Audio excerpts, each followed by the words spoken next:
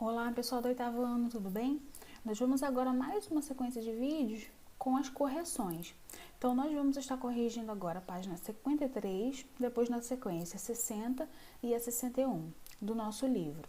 Quero lembrar vocês que é muito importante estar com essas páginas organizadas no caderno, porque no retorno, no período de verificação, elas vão estar valendo aí uma pontuação específica, né? Até 10 pontos. Então, quero lembrar também que agora vocês podem enviar a foto das atividades pela plataforma, lá no íconezinho amarelo. Então, algumas atividades eu pedi para vocês enviarem por lá. Estou aguardando o envio, né? E assim que tudo estiver ok, eu dou esse retorno para vocês, tá bom? Vamos começar aí as nossas correções agora com a página 53. Aí no número 1, nós temos o seguinte: considerando diferentes tipos de reprodução, qual é a mais vantajosa em casos de alterações ambientais e por quê? Então nós vimos aí os dois tipos de reprodução, a reprodução assexuada e a reprodução sexuada. Sempre a reprodução mais vantajosa vai ser a reprodução sexuada, porque ela permite uma maior variabilidade genética. Então, os seres vivos só vão pegar como características aquelas mais fortes, aquelas de maior sobrevivência. E isso vai fazer com que esse ser vivo que surgiu a partir daí seja sempre muito mais evoluído do que os seus antecedentes. Tá? Então, sempre a mais vantajosa vai ser a reprodução sexuada. No padrão de resposta aqui, ó, tem uma sinalização para vocês e uma explicação. Então, aqui, ó, fala da variabilidade genética, fala também da combinação dos genes de pai e mãe, e isso permite que eles sejam mais adaptados, tá? As chances de sobrevivência também vão ser maiores. Na reprodução assexuada, isso não é igual para todo mundo. Então, as chances de sobrevivência acabam sendo menores, tá bom? Então, a mais vantajosa aí é a reprodução assexuada. Vocês podem fazer um resuminho aí de tudo que eu falei, ou então pegar aqui o padrão de resposta, mas sempre tentem fazer sozinhos, de acordo com o que vocês estão entendendo, tá bom? Vamos aqui ao número 2. A que tipo de reprodução a frase abaixo se refere? Vamos então ver aqui essa frase e depois falar um pouquinho, né, sobre as vantagens e desvantagens dessa reprodução. Então aqui, muitos organismos marinhos liberam gametas na água para garantir a perpetuação da espécie. Já vimos muito sobre isso aí quando estudamos o reino animal, não sei se vocês lembram, mas vimos aí esse assunto. Então, quando os gametas são liberados em um ambiente, é claro que eu estou falando de reprodução sexuada. Lembrem que na reprodução assexuada, esse próprio ser vivo, né, ele é capaz de se dividir. O seu corpo forma dois. Então, quando eu estou falando de gameta, que só pode ser o masculino ou feminino, é reprodução sexuada sempre. Então, agora eu vou falar um pouquinho das vantagens e desvantagens, certo? Desse tipo aqui de reprodução.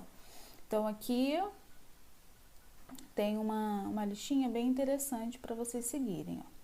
Reprodução sexuada, beleza, tá falando aqui. Principal vantagem, como a gente já falou antes, variabilidade genética, tá? E além desse tipo de variabilidade genética, gente, é a capacidade de evolução da espécie que surgiu a partir de uma reprodução sexuada. Lembre-se que ela vai adquirir mais resistência nos seus genes, tá bom? Então, vocês podem acrescentar esse detalhe aí também. Vamos aqui ao número 3. Cite o exemplo de duas espécies cuja reprodução seja sexuada e com fecundação interna e explique por que recebe esse nome. Então, duas espécies aí cuja reprodução é sexuada. Lembram? Dá para pensar um pouquinho? Nós podemos falar aí da nossa própria espécie, né? Praticamente todos os mamíferos, podemos falar de grande quantidade de peixes. Então, alguns exemplos aqui, ó, já dão uma dica. Ó, seres humanos, aí dão exemplos de mamíferos, gatos, cachorros, alguns exemplos de répteis, aves, alguns tipos de peixe também, tá? Então, esses animais fazem a reprodução sexuada. Quando a fecundação é interna, o que isso quer dizer? Que esse ovo, né, o zigoto, ele é formado a partir do encontro de gametas, do gameta feminino e do gameta masculino. E esse desenvolvimento vai acontecer no interior do corpo do indivíduo, no caso, no interior do corpo do indivíduo feminino, tá bom? Então, é isso que significa a reprodução ser interna, a fecundação, desculpe, ser interna. Vamos refletir agora aqui, número 1 e 2. Lembrando que refletir são questões, né, que nos ajudam a pensar um pouquinho sobre o assunto. Atualmente é muito comum o uso de plantas clonadas na agricultura. Por meio da clonagem é feita a seleção e cópia genética em laboratório das melhores plantas. Pesquise as desvantagens desse cultivo e outras alternativas mais ecológicas. Apresente aos colegas o que encontrou e ouça as contribuições dele. No caso, vocês vão me apresentar o que vocês encontraram. Mas, enfim, gente, uma das desvantagens também está relacionada à variabilidade genética. No caso aqui, como essas plantas são clonadas, né, são exatamente iguais às suas anteriores, então a gente não vai ter variação genética, elas são cópias, tá? Então, essa é uma das desvantagens. Vamos ver aqui, ó, marcar aqui para vocês.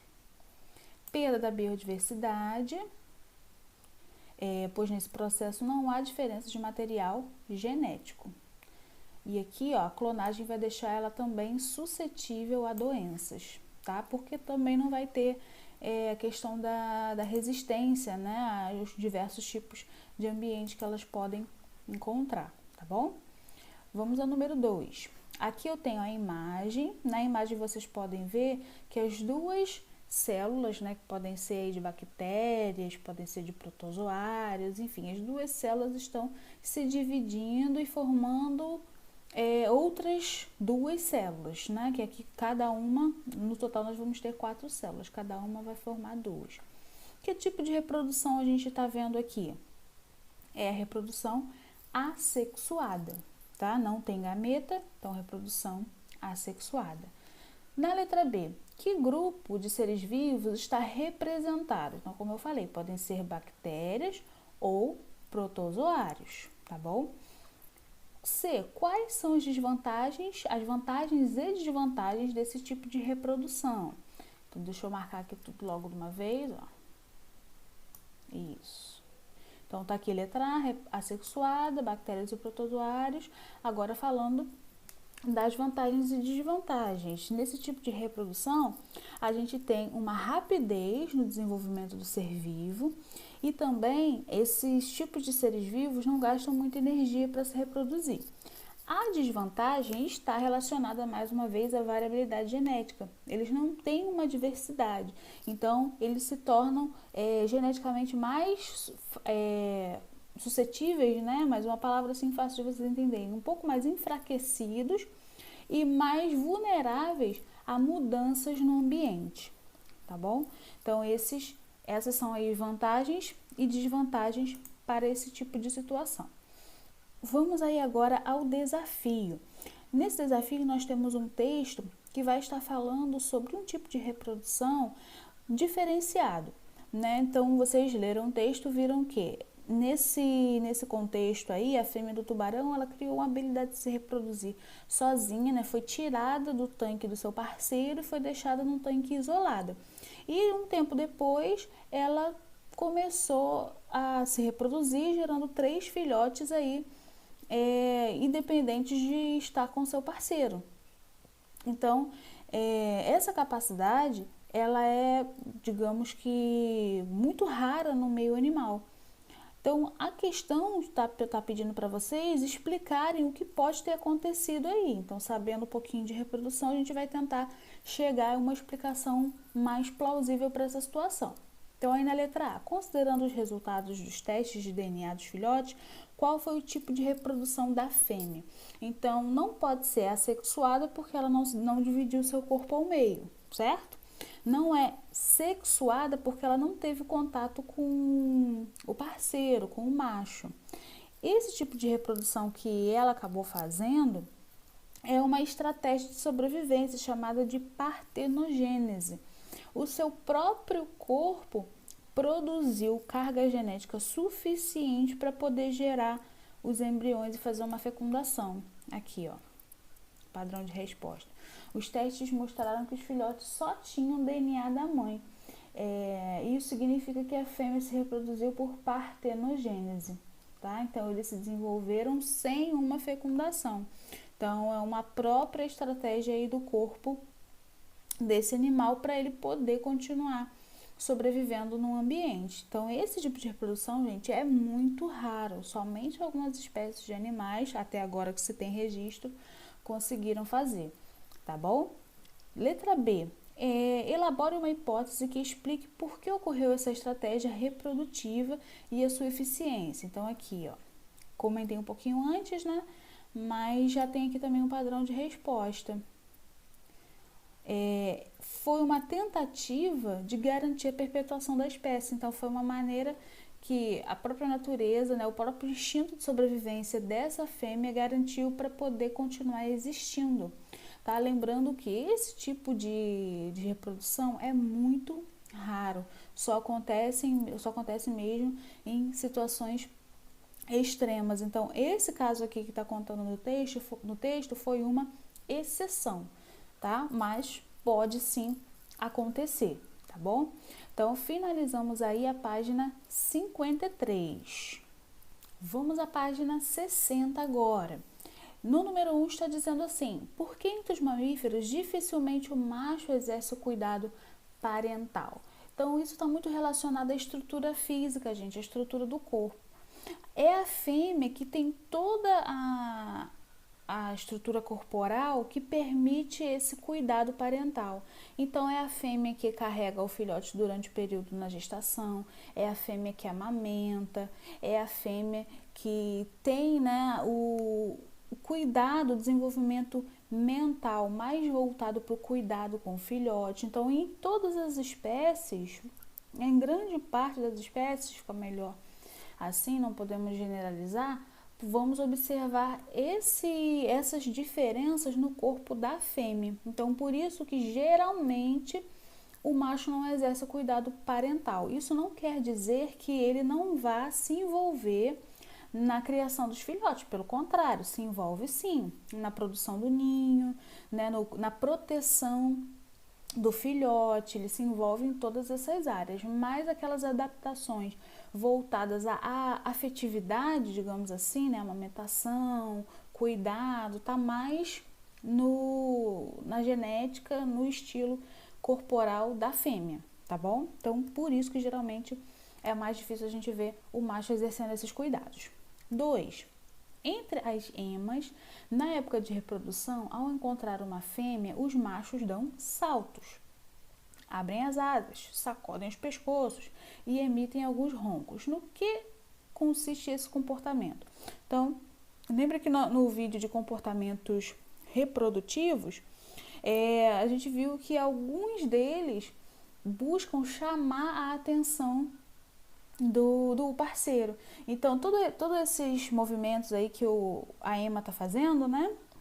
Que o macho faz para a fêmea, são relacionados ao acasalamento, né? Então, ele está se preparando para o acasalamento e ele quer conquistar a fêmea, ele quer chamar a atenção. Então, ele faz essas peripécias aí, né? Esses movimentos. 3. A abelha rainha seleciona seus parceiros sexuais com o que chamamos de voo nupcial. Ela voa em grandes altitudes e em alta velocidade. Somente os zangões que alcançá-la conseguirão copular com ela. A rainha copula uma única vez na vida, com vários zangões. Ela armazena os espermatozoides para quando precisar. Explique por que essas estratégias são importantes para a perpetuação da espécie. Então, gente, são duas estratégias que a fêmea vai observar aí nesse voo nupcial. O primeiro, que aqueles zangões que conseguem alcançar essa abelha rainha, eles são fortes, né? Eles são mais rápidos, eles são mais ágeis. E com isso, ela vai ter filhotes também fortes e ágeis quando ela fazer a cópula. E outra situação, como ela faz a cópula com vários zangões, ela também garante uma variabilidade genética. Deixa eu marcar aqui a resposta para vocês, ó. Aí eu vou destacar aqui com o vermelhinho, isso, ficou melhor agora. Então, ela permite, né, uma variabilidade genética. Com isso, todas as abelhas operárias e a futura rainha que sairá aí dessa fecundação vai ser também, de igual forma, mais forte, mais ágil. E isso ela faz com que ela permita que sempre a sociedade de abelhas se estabeleça como uma sociedade forte. Então, nada é à toa aí no reino animal, tá bom? Então, tudo tem um motivo, uma explicação. Vamos aí ao refletir agora. No texto, a gente vai entender um pouquinho como é o tipo de reprodução das jassanãs.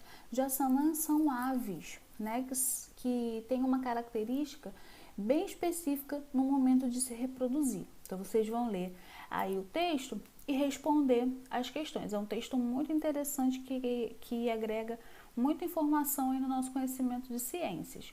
Então, aqui na letra A, está perguntando como é a reprodução das jassanãs, qual é a vantagem dessa estratégia reprodutiva. Então, conforme vocês vão lendo o texto, vocês vão perceber que tem uma certa disputa, né, entre machos e a fêmea, né, ou entre fêmeas pela disputa também com o macho. Então, existem aí vários indivíduos envolvidos nessa reprodução.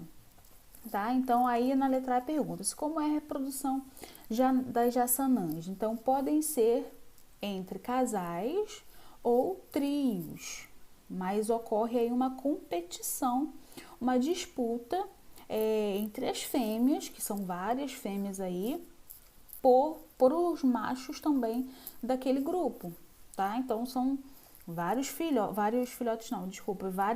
casais ali quase que formando um harém, né? Então, é pouco número de machos e muitas fêmeas disputando ali aquele território, tá bom? Aí tá perguntando uma vantagem.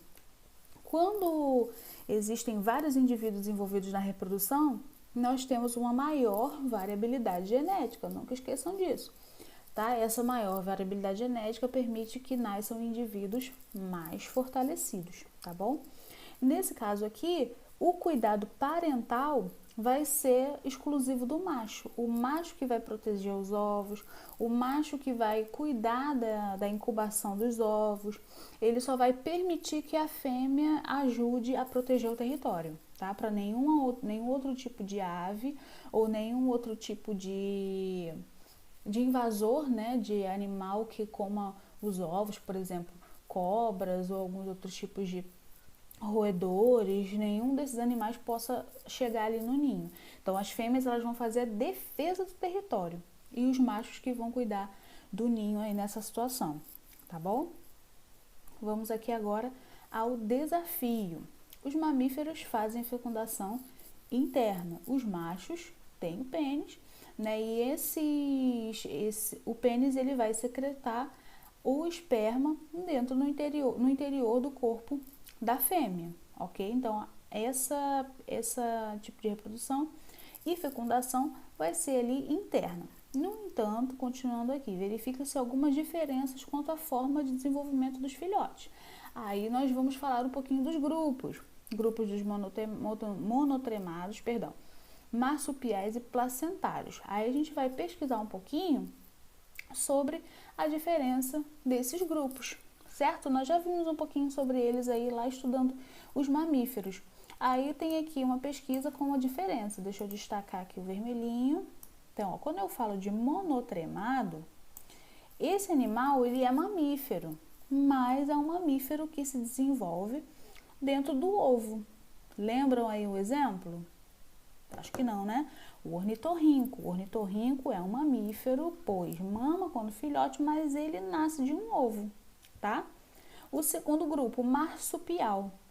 Aí, com certeza vocês vão lembrar. Vão lembrar lá do canguru.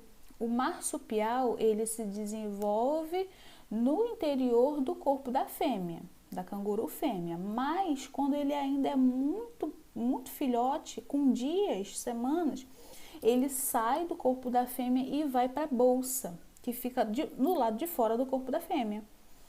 Lá na bolsa, ele cresce começa a crescer um pouquinho mais, porque dentro dessa bolsa tem a glândula mamária da fêmea, tem o calor, né, por incrível que pareça, o calor da bolsa ajuda também no desenvolvimento. O nome dessa bolsa é marsúpio, tá? Por isso o nome do grupo marsupial. E o terceiro grupo é o placentário.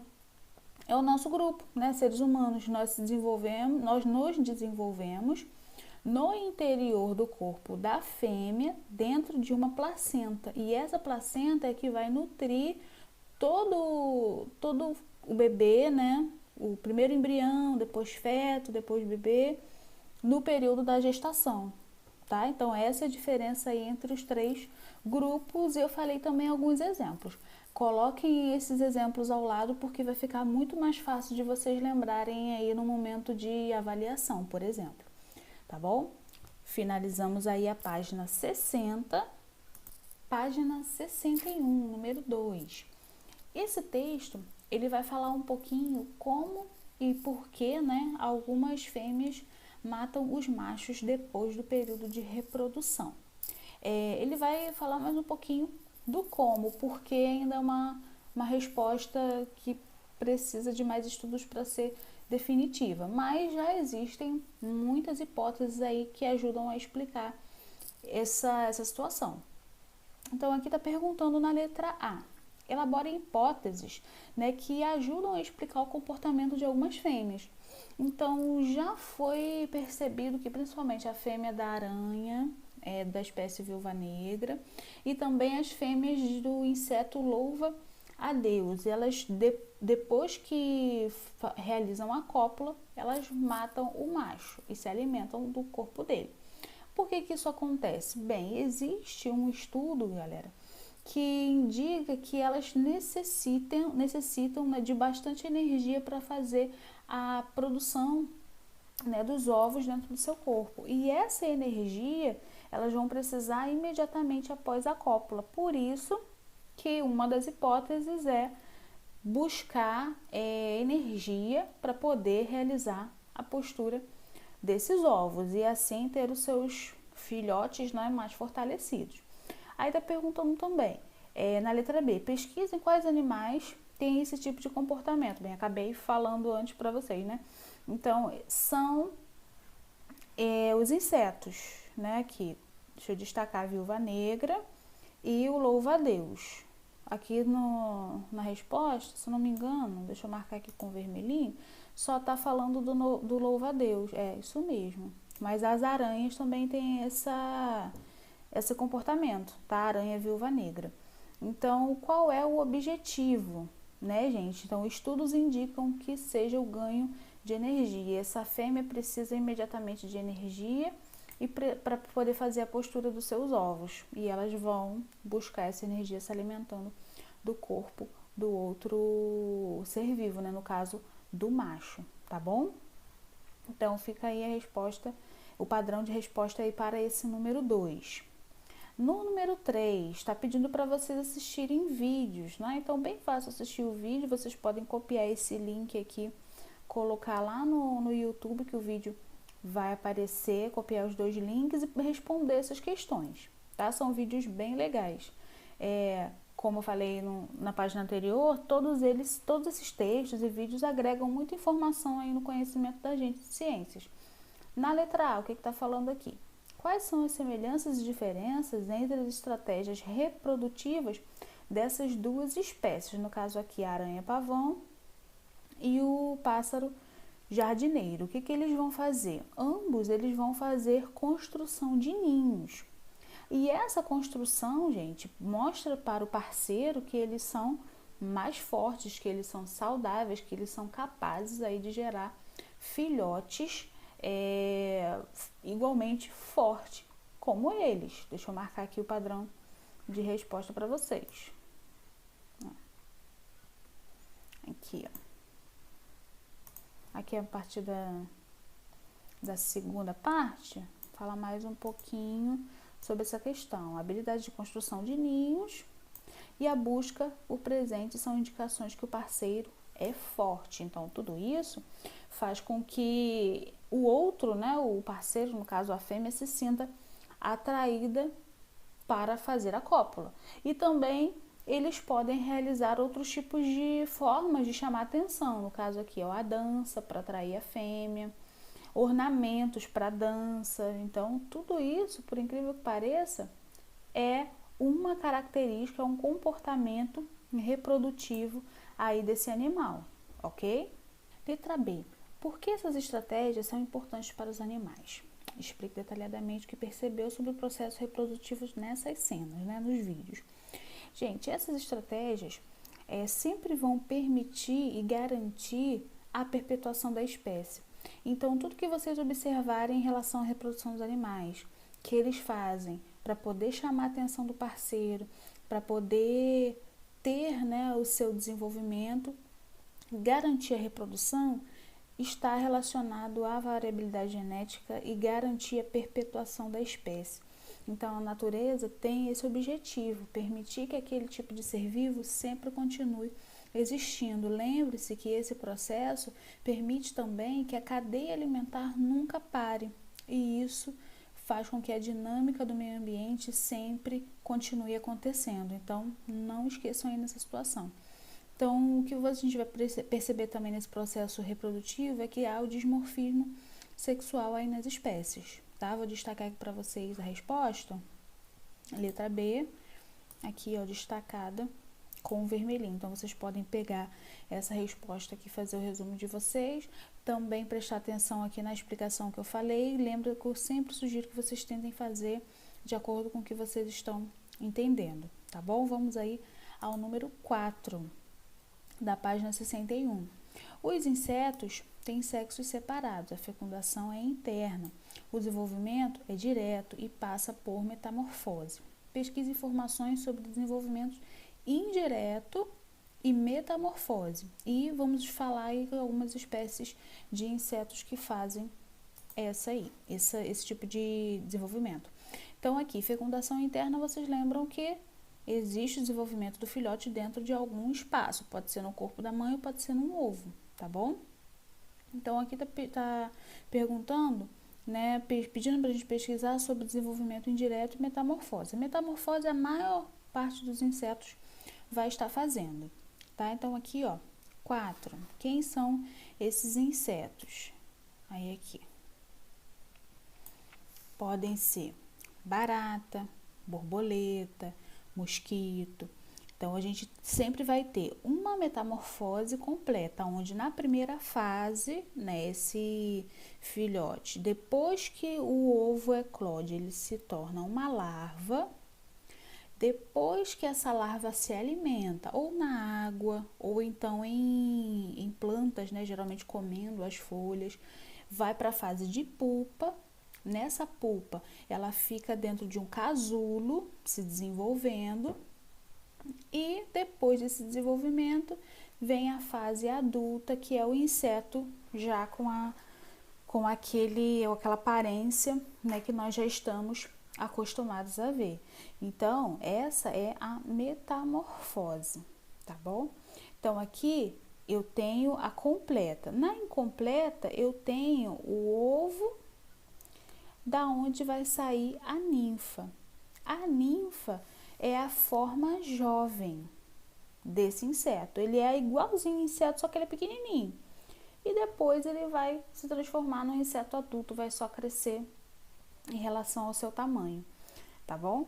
Então, esses são os tipos de desenvolvimento, de reprodução de alguns insetos. Vamos aí ao número 5? Pergunta aqui, ó. No Nordeste brasileiro, vivem os killifish, peixes que os moradores garantem que caem das nuvens quando chove. E aí, será que isso é possível? E aí, o que vocês acham, né? Bem improvável, mas vamos lá. Vocês pesquisaram, certamente, e vão descrever aí o que acontece, né? Se isso é um comportamento reprodutivo, esses animais caem do céu mesmo, o que acontece? Então, vamos lá. Na verdade, esse tipo de peixe, né, eles, dentro de toda essa situação que está acontecendo, né, de pular, né, para fora do rio, é um tipo de acasalamento, né? Então, eles estão, na verdade, no período de reprodução, que vai acontecer justamente no período de chuva também. Então, por isso que as pessoas veem e acham que eles estão caindo do céu junto com a chuva. Não é bem por aí, eles estão no período de reprodução. Eles vão fazer o acasalamento e vão depositar os ovos bem na beirada da água, né? Ali na parte onde, na margem, né? Entre o rio e o solo. Eles vão depositar os ovinhos ali. Então, aqui, ó. No período, principalmente essa parte aqui destaquem, ó, no próximo período de chuvas, os ovos que ficarem enterrados sem água eclodem, um novo ciclo começa. Então, aqui, vamos para a parte final aqui, ó. Esse tipo de solo, ao secar, também é utilizado para a construção de casas do tipo pau a pique, é um solo lamacento, tá? No período de chuva. Os ovos eclodem e as paredes saem ovos de filhotes. Então, às vezes, até mesmo das próprias casas, né, podem sair esses ovinhos de filhotes, mas eles não caem do céu não, tá, gente? Então, eles fazem essa dança, né, do acasalamento, que é saltar para fora da água. É comum ser no período de chuva, quando eles saltam para fora da água. Eles ficam ali naquela área de brejo, né? Porque é um local onde fica muito úmido, lamacento, mas também não fica cheio de água. Então eles depositam os ovos ali. E a chuva para, aquele período, aquela região ali vai secar e num determinado momento aqueles ovinhos vão se desenvolver e vai sair os peixinhos dali daquela região. Então muitas pessoas também usam essa lama para fazer a casinha de pau a pique e o ovinho acaba indo junto. Então até mesmo podem sair alguns filhotes da parede das casas ali que ficam úmidas, tá bom? Então é uma situação aí que acontece, né? Bem curiosa, mas pode acontecer. Número 6. Vamos ler aqui a pergunta. 6 é para finalizar. Opa, tá aqui. Os moluscos são um grupo de animais que se reproduzem de forma sexuada. Então, tem sexo masculino e feminino. No entanto, apresentam diversas estratégias para isso. Então, o que vocês vão fazer é pesquisar quais são esses tipos de estratégia. Então, vamos lá. Os moluscos, gente, aí a gente tem caramujo, lesma, polvo, lula.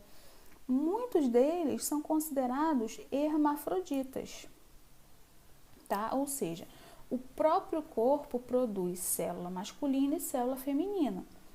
Também existem aqueles que têm sexos separados, ou seja, tem o polvo macho e o polvo fêmea, tá? Então, existem aí situações desse tipo.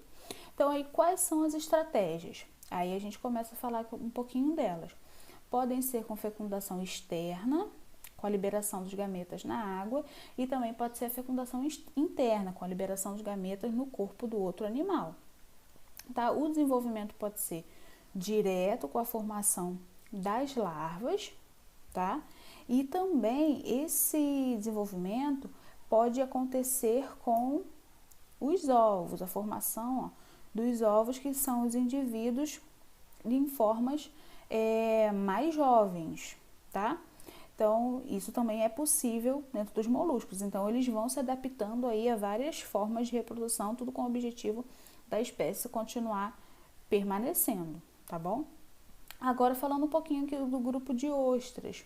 Então, eles têm sexos separados, né? Macho e fêmea, e se reproduzem aí lançando o seu material genético na água, tá? Então, aqui, ó, parte de sua vida produz espermatozoides e na outra, ovócitos. Então, eles vão estar fazendo aí essa alternância e lançando o seu material genético na água. E agora falando um pouquinho sobre a reprodução e a fecundação externa, aqui, ó. De marcar aqui para vocês não esquecerem. Essa é a parte final. Na fecundação externa, esses espermatozoides e ovócitos são liberados na água e um dia após a fecundação, as larvas já têm suas pequenas conchas. Então, é uma fecundação bem rápida. Lembrem, gente, que para tudo há um período de reprodução. Então, cada espécie tem o seu período de reprodução, já investigado, né, pelos setores ambientais, e justamente nesse período de reprodução o ser humano não pode interferir, justamente para que possam garantir sempre a continuação dessa espécie, tá bom? Então, finalizamos aí essa correção da página 53, 60 e 61. Espero que vocês tenham entendido. Fiquem acompanhando aí as nossas próximas aulas. Então, não esqueçam de enviar todo o material anexo lá pela plataforma. Estou aguardando aí verificar esse conteúdo, essa atividade feita com vocês, tá bom? Então, muito obrigada, pessoal. Até a próxima aula.